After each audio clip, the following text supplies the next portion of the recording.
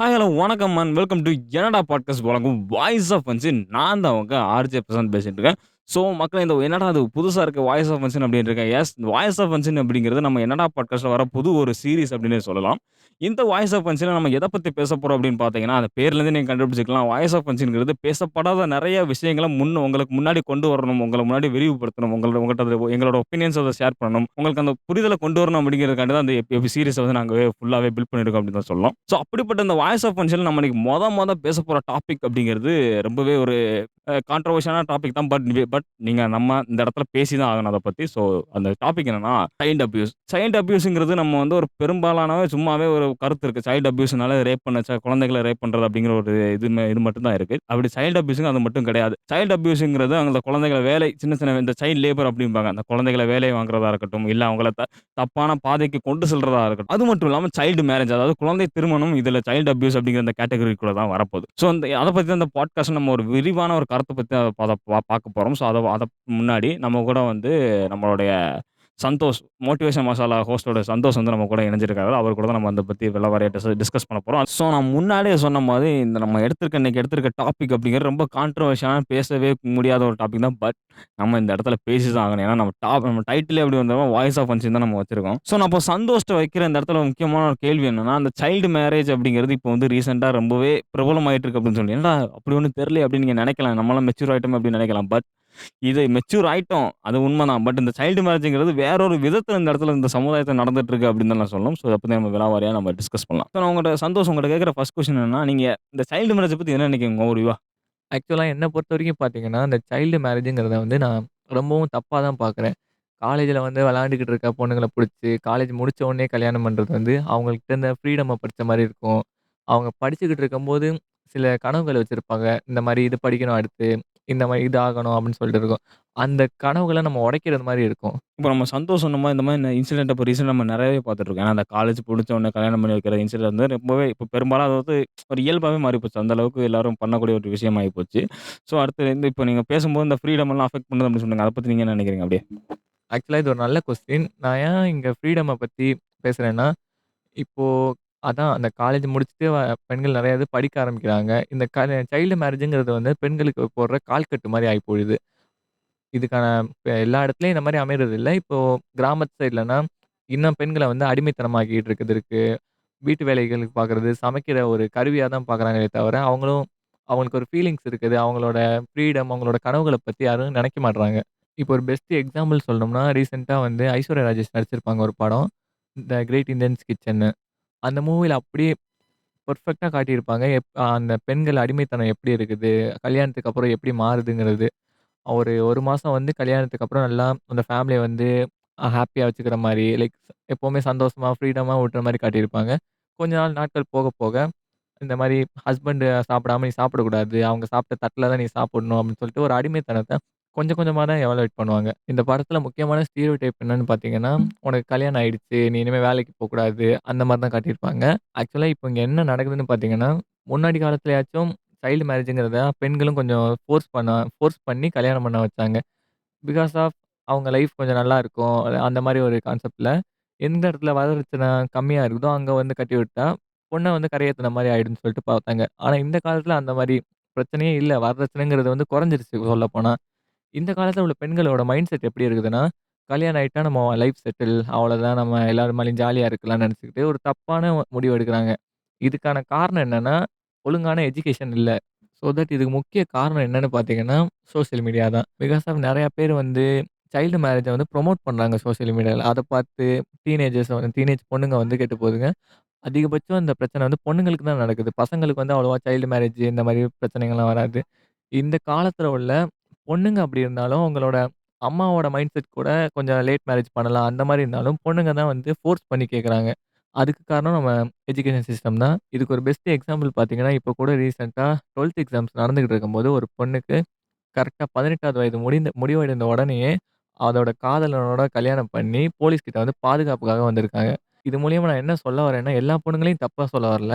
இப்படியும் பெண்கள் இருக்கிறாங்க. அத தான் இந்த இடத்துல சொல்ல வரேன்.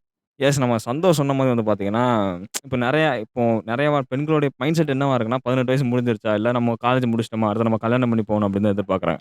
ஏன்னா இப்போ உள்ள பெண்கள் வந்து பார்த்தீங்கன்னா, அதிகமா எல்லாரும் இந்த மணி அதாவது சொத்த தேடி தான் போறாங்க. ஐ மீன் சொத்து அப்படின்னு நாங்க மென்ஷன் பண்றது என்னன்னா, நம்ம ஒரு ரிச்சான ஒரு லைஃப் ஸ்டைல்ல வாழணும். ஒரு நல்ல ஒரு நம்ம சுத்தி முத்தி இருக்கிறவங்களுக்கு நம்ம ஒரு நல்ல ஒரு ரிச் டைப்ல இருக்கணும் அப்படிங்கிற ஒரு மைண்ட் செட் தான் எல்லாருக்குமே இருக்கு. ஸோ இப்படிங்கிற பட்சம் ஒரு டிஃபால்ட்டான மைண்ட் செட் என்ன ஆகி போச்சுன்னா, இப்ப காலேஜ் முடிஞ்சிருச்சா, இப்ப கல்யாணம் பண்ணி குடுத்துட்டாங்கப்பா, நிம்மதியா இருக்கலாம் அப்படிங்கிற ஒரு மைண்ட் செட்ல வந்து இப்ப பொதுவாவே வந்துருதாங்க. இத நம்ம நெனச்சாலும் தடுக்க முடியாது. ஏன்னா, இந்த சமுதாயம் அப்படி நம்மள கட்டமைச்சிருக்கு அப்படின்னு தான் சொல்லணும். ஏன்னா, அங்க பணத் தேவை அப்படிங்கிறது ரொம்பவே உயர்ந்துகிட்டே இருக்கு. ஏன்னா, அந்த பொண்ணு வந்து அந்த வீட்ல வந்து நெறைய பார்த்துருக்கும். ஐயோ! அவங்க அம்மா, அப்பா கஷ்டப்பட்டதா இருக்கட்டும், அவங்க அம்மா, அப்பா கஷ்டப்பட்டு தன்ன படிக்க வச்சதா இருக்கட்டும் அப்படின்னு அவங்க நெறைய அந்த பொண்ணு பார்த்ததுனால, அது வந்து நம்ம இதுக்கப்புறம் இப்படி இருக்கக்கூடாது. நம்ம நல்லா ஒரு ரிச்சான ஃபேமிலியா இருக்கணும். இதுக்கப்புறம் நம்மளுடைய குழந்தைகளும் இப்படி இருக்கக்கூடாது அப்படிங்கிற ஒரு மைண்ட் செட் வந்து இருக்கிறது தப்புன்னு சொல்ல முடியாது. பட் இது வந்து ரொம்ப ஓவரா போகுது அப்படிங்கிறத தான் இந்த இடத்துல மென்ஷன் பண்ண விரும்புறேன். ஸோ சந்தோஷம். உங்கட்ட அடுத்த கேள்வி அப்படின்னு நான் என்ன கேட்க விரும்புறேன்னா, இது இது மூலியமா பெண்களுக்கு ஃப்ரீடம் மட்டும் இந்த இடத்துல பாதிக்கப்படல. அவங்க மூலியமா அவங்க ஒரு சில கனவுகளும் சிதைக்கப்படுது அப்படின்னு தான் உண்மை. அது அவங்களாலயும் தன்னை தானே தெரிஞ்சும் சிதைக்கப்பட்டு இருந்தாலும், இந்த சமுதாயத்தாலும், இந்த குடும்பத்தாலும் அதுவும் சிதைக்கப்படுது அப்படின்னு தான் சொல்லணும். ஸோ இத பத்தி நீங்க என்ன நினைக்கிறீங்க? கனவுகள் எதனால சிதைக்கப்படுதுன்னு கேட்டீங்கன்னா, இந்த கனவுகள் எல்லாருக்கும் சிதைக்கப்படுறதில்ல. சில புகுந்த வீடுகள்ல உள்ள கட்டுப்பாடுகள்னால. இப்போ பார்த்தீங்கன்னா, அதிகமா இந்த கனவுகள வந்து சிதைக்கப்படுறது எங்கன்னா, கிராமத்து ஏரியால அந்த மாரி தான் அதிகமா சிதைக்கப்படும். ஏன்னா, அங்க வந்து வேலை இருக்காது. ஸோ வீட்டு வேலைய வந்து நம்ம பெண் தான் பார்த்துக்கணும். அந்த மாரி ஒரு சிச்சுவேஷன் இருக்குது. இதுவே சிட்டில வந்து இன்னமும் பெண்கள் வேலைக்குன்னா போய்க்கிட்டு தான் இருக்காங்க. அவங்களோட ட்ரீம்ஸ தேடி தான் ஓடிக்கிட்டு தான் இருக்காங்க. அத பத்தி எதுவும் குறை சொல்லல. அதிகமா அ அதிகமா பாதிக்கப்படுறது என்னன்னு பார்த்தீங்கன்னா, வில்லேஜ் பொண்ணுங்க தான். இதுல முக்கியமான விஷயத்த நான் சொல்ல மறந்துட்டேன். ஆக்சுவலா சைல்டு மேரேஜ் நடக்கிறனால, குழந்தைங்கள எப்படி வளர்க்கிறதுன்னு தெரியாம அனாதையா விட்டுறது, அதாவது அ கருவிலேயே கொல்றது, இந்த மாரி விஷயங்கள்லாம் இப்போ அதிகமா நடைமுறையில வந்திருக்கு. இதுக்கும் காரணம் வந்து ஒரு சரியான எஜுகேஷன் இல்லன்னு சொல்றது தான். அவங்களுக்கு வளர்க்க தெரியலன்னா கவர்மெண்ட்ட்ட குடுக்கலாம். அப்படி ஒரு ஆப்ஷன் இருக்கிறது யாருக்கும் தெரிய மாட்டேங்குது. இவங்க வந்து கருவாயிடுச்சு, இவங்கள வளர்க்க தெரியலன்னா கருவிலேயே கூட நெறைய பேர் கொன்னுகிட்டு இருக்காங்க இன்னமும் கூட. அதாவது பார்த்தீங்கன்னா, வாழ்க்கைன்னா என்னங்கிற ஒரு புரிதல் வர்றதுக்கு முன்னாடியே சைல்டு மேரேஜ் பண்றனால, அவங்களுக்கு அத எப்படி ஹேண்டில் பண்றதுன்னு தெரியல. ஒரு குழந்தைகிட்டயே ஒரு குழந்தைய வளர்க்க சொல்றது மாரி இருக்குது இது லிட்டரலி. லைக் அவங்களுக்கு எப்படி வளர்க்குறது என்னன்னு கூட தெரியாது. அவங்க அம்மா, அப்பா வந்து அவங்க ஒரு 1 வாரம் இருப்பாங்களா அவங்க அம்மா, அந்த பாட்டி வளர்க்குறது தான். அதுக்கப்புறம் இவங்களுக்கு வளர்க்க தெரியாம ஏதாச்சும் சும்மா விட்டுட்டு போயிடுறாங்க. இப்போ கூட ரீசென்ட்டா ஒரு ஹஸ்பண்ட் வந்து ஒரு 2 வயசு குழந்தைய கார்ல விட்டுட்டு போயிருக்காரு. Play Stationல கேம் விளையாடுறதுக்காக. போயிட்டு வெளில வந்து பார்க்குறதுக்குள்ள அந்த குழந்தை இறந்து கிடக்குது. அதுக்கான காரணம் அவரோட அலட்சியம் தான். அதுக்கு அவனுங்க கேஸ் போட்டு அது ஒரு கேஸ் இந்த நியூஸ் கூட ரீசென்ட்டா சென்சேஷனா போயிட்டு இருந்துச்சு. ஸோ தட் நான் இதுலேருந்து என்ன சொல்ல வரேங்கிறது பார்த்தீங்கன்னா, சைல்டு மேரேஜ்ங்கிறது தப்பா தான் இருக்குது. அத ப்ரொமோட் பண்ணாம இருக்கிறது ஒரு நல்லதுன்னு சொல்லுகிறேன். லைக் அதிகமா இந்த சோசியல் மீடியாவ பார்த்து தான் பொண்ணுங்க வந்து கெட்டு போறாங்க. அந்த மாரி சோசியல் மீடியாஸ்ல தப்பான ஒரு நியூஸ வந்து ப்ரொமோட் பண்றது, நான் வந்து நான் வந்து அத தப்பா பார்க்குறேன். என்ன பொறுத்தவரைக்கும் அது தப்பா இருக்குது.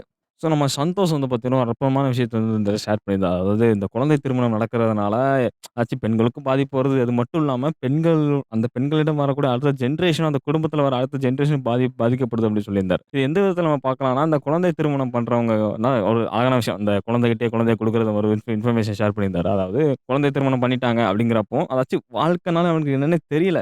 அதுக்குள்ள ஒரு திருமண வாழ்க்கைக்குள்ள மறுபடியும் போறாங்க. அப்படிங்கிறப்போ ஒரு புரிதலே இல்ல. எதுவுமே புரிதல் இல்லாம குழந்தை எப்படி வளர்க்கணுங்கிறது தெரியாம ஒரு புரிதலே இல்லாம இருக்கு. ஸோ அது மட்டும் இல்லாம முன்னாடி சொன்ன மாதிரி இந்த மாதிரி குழந்தைய உங்களால வளர்க்க முடியல அப்படின்னா, இதுக்குன்னு ஒரு தனி டிபார்ட்மெண்ட் இருக்கு. கவர்ன்மெண்ட் பொறுத்தவரை department of children welfare and special services அப்படிங்கிற ஒரு டிபார்ட்மெண்ட் இருக்கு. இந்த டிபார்ட்மெண்ட்ல நீங்க குழந்தைய வளர்க்க முடியல அப்படின்னா, ஹேண்ட் ஓவர் பண்ணக்கூடிய ஒரு இடம் அந்த இடத்துல. உங்க குழந்தைகள ஹேண்ட் ஓவர் பண்ணக்கூடிய இடம். அப்படி இல்ல ஏதாச்சும் நீங்க ஏதாவது குழந்தைய பார்க்குறீங்க. ஏன்னா இப்போ வந்து நெறைய இன்சிடென்ட் இப்ப நெறைய இந்த மாரி வெல் டெவலப்டு சிட்டீஸ், அர்பனைசேஷன் சிட்டீஸ்ல நீங்க பார்த்தீங்கன்னா, குப்பை தொட்டியில குழந்தைகள போட்டு போறது வந்து ஒரு சாதாரணமான விஷயமாயி போச்சு. அத பத்தி எந்த ஆக்ஷன் நம்ம எடுக்கவும் மாட்டேங்கிறோம். அத ஏன் பேச மாட்டோம்னு எனக்கு இன்ன வரைக்கும் தெரியல.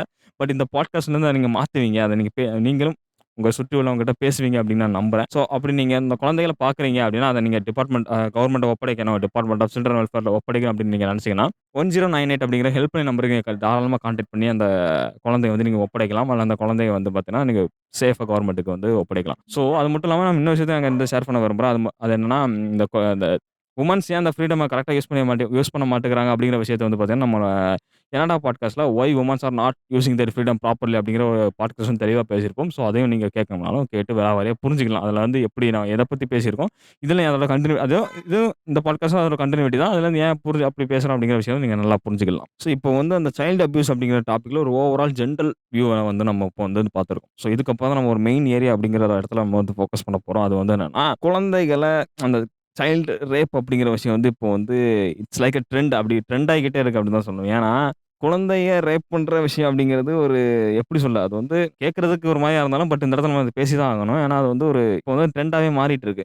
இப்போ நீங்க பெரும்பாலும் எடுத்து பார்த்தீங்கன்னு வச்சுக்கோங்க, ஒரு நியூஸ் பேப்பர்ல எடுக்கிறீங்கன்னு வச்சுக்கோங்க, ஒரு வாரம் நியூஸ் பேப்பர்ல கண்டிப்பா 2 நாள் அல்ல 3 நாள் அந்த இந்த மாரி நியூஸ பார்க்காம நீங்க தவிர்க்கவே முடியாது. நியூஸ் பேப்பர் தவிர்க்கிறது இந்த இடத்துல இந்த நேரத்துல இந்த டைம்ல வந்து பார்த்தீங்கன்னா, ரொம்பவே ஒரு ஹார்டான விஷயமா இருக்கு. ஏன்னா, அப்படிங்கிற விஷயம் எல்லா இடத்துலயும் நடந்துகிட்டே தான் இருக்கு. ஸோ, ஒரு ஓவராலா பெரும்பாலும் எடுத்து பார்த்தோம்னு வச்சுக்கோங்களேன், இந்தியாவுல கிட்டத்தட்ட ஒரு நாளைக்கு மட்டுமே 5 முதல் 10 குழந்தைகள் வந்து பார்த்தீங்கன்னா, ரேப் பண்ணப்படுறாங்க. அது வந்து ரிப்போர்ட் படி ரேப் பண்ணப்படுறாங்க. பட் தெரியாம எவ்வளோ பேர் இருப்பாங்க. அத வெளியில சொல்லாம எவ்வளோ பேர் இருப்பாங்க அப்படிங்கிறது நம்மளுக்கு வந்து ரிப்போர்ட் வந்து தெரியாது. இத பத்தி நம்ம இந்த இடத்துல இன்னும் அதிகமா விலாவாரியா பேச போறோம். ஸோ, இத பத்தியான அடுத்த கொஸ்டினே இந்த சந்தோஷ் நான் இத நான் கேட்க விரும்புறேன். ஏன்னா, சைல்டு ரேப் அப்படிங்கிறது எங்கேருந்து ஏன் இந்த காலகட்டத்தில அதிகமா நடக்கப்படுது அப்படின்னு தான் என்னோட கேள்வி. பொதுவா இந்த ஜெனரேஷன்ல சைல்ட் ரேப் நடக்கிறதுக்கான காரணம், ஒண்ணு போர்னோகிராஃபி, இன்னொன்னு லஸ்ட். இந்த இடத்துல ஏன் லஸ்ட்ட வந்து பாயிண்ட் பண்ணி சொல்றேன்னா, இப்போ உள்ள சோசியல் மீடியா தான் அதுக்கான காரணம். சோசியல் மீடியால பெண்கள் போஸ்ட் பண்ற விதமும் சரி, அதோட வீடியோஸ்லயும் சரி, எல்லாமே லஸ்ட்ட தூண்டி விடுற மாரி தான் இருக்குது. டோபமைன் செக்ரேஷனுக்கு ஹெல்ப் பண்ற மாரி இருக்குது. There are many ways to secrete dopamine. இப்போ உங்களுக்கு டோபமைன் தான் வேணுங்கிறது டார்கெட்டா இருந்துச்சுன்னா, நீங்க ஒரு கேம்ஸ் விளையாடலாம். கேம்ஸ் விளையாடும்போது லைக் அதில வந்து நீங்க வின் பண்ணும்போது ஒரு டோபமைன் செக்ரேட் ஆகும். தென் இப்போ நீங்க படிக்கணும்னா கூட, படிச்சு அத எக்ஸாம்ல மார்க் வரும்ல, அப்பம்போது ஒரு செக்ரேட் ஆகும். ஏதாவது யாராச்சும் அப்ரிஷியேட் பண்ணும்போது, இந்த மாரி வேஸ்லேருந்து கூட நீங்க டோபமைன் செக்ரேட் பண்ணலாம். டோபமைன் செக்ரேட் பண்றதுல தப்பான வழிகள்ல ஒரு 2 வழி இருக்குது. ஒண்ணு போர்னோகிராஃபி, இன்னொன்னு ஆல்கஹாலிக். ஆல்கஹால் கன்சியூம் பண்றதுனால டோபமைன் இன்கிரீஸ் ஆகுது. தட் மீன்ஸ் அத வந்து ஒரு டெம்பரவரியா நம்மளோட ரியாலிட்டில இருந்து கொஞ்ச நேரத்துக்கு அதாவது டெம்பரவரியா நம்ம மைண்ட கொஞ்சம் ஹேப்பியா வச்சுக்கிறதுக்கு தான் ஹெல்ப் பண்ணுதே தவிர, ஃபுல்லாவே நம்மளால மாறிட முடியாது. அதனால ஆல்கஹால் கன்சியூம் பண்றத முடிஞ்ச அளவுக்கு தவிர்க்கணும். தமிழ்நாட்ல வந்து அத தடுக்கவே முடியாது. கவர்மெண்ட்டாலயும் தடுக்க முடியல. கவர்மெண்ட் அதுக்கு ஸ்டெப் எடுத்து வச்சா தான் இவங்களும் கொஞ்சம் கம்மியாவாங்க. டூ பி ஹானஸ்ட்டா ஒண்ணு கேட்கிறேன் கவர்மெண்ட்டுக்கு. பஞ்சு மிட்டாய தடை பண்றீங்க. எதனால? கேன்சரால. இது சிகரெட்டு அண்ட் ஆல்கஹால்ஸ் இதெல்லாம் எதனால கேன்சல் பண்ணல? இப்போ எதனால நான் அந்த ஆல்கஹால் இத பத்தி இழுத்தேன்னா, லைக் அவன் அதிகமா இந்த ரேப் நடக்கிறது வந்து ஸ்மா வீட்ஸ் ஸ்மோக் பண்ணிட்டு, அந்த ஆல்கஹால் கன்சியூம் பண்ணிட்டு இது பண்றதுனால தான் அதிகமா ரேப் நடக்குது. சைல்டு அப்யூஸ்ங்கிறது வந்து வெளியில மட்டும் நடக்கல. நம்ம ஃபேமிலிக்குள்ளேயே நடக்குது. அது வந்து யாரும் அதிகமா பேசப்படுறதில்ல. இப்போ தெரிஞ்சவங்களே தெரிஞ்ச மாமாவா இருக்கட்டும், சித்தப்பாவா இருக்கட்டும், தம்பியா இருக்கட்டும், அண்ணனா இருக்கட்டும், எல்லா இடத்துலயும் நடந்துகிட்டு தான் இருக்குது. பட் அத வந்து யாரும் தெரியப்படுத்துறதில்ல. சொன்னா அந்த பெண்ணுக்கு தான் ப்ராப்ளம் வரும். அந்த பெண்ணுக்கு தான் கெட்ட பேருங்கிறதுனால, அத பத்தி யாரும் பேசவும் மாட்டேங்கிறாங்க. அது வெளியவும் வரமாட்டேங்குது. சைல்டு அப்யூஸ்ங்கிறது எல்லா இடத்துலயும் தான் இருக்குது. அத காட்டிக்காததுனால தான் நமக்கு இப்போ பெரிய ப்ராப்ளமாவே இருக்குது.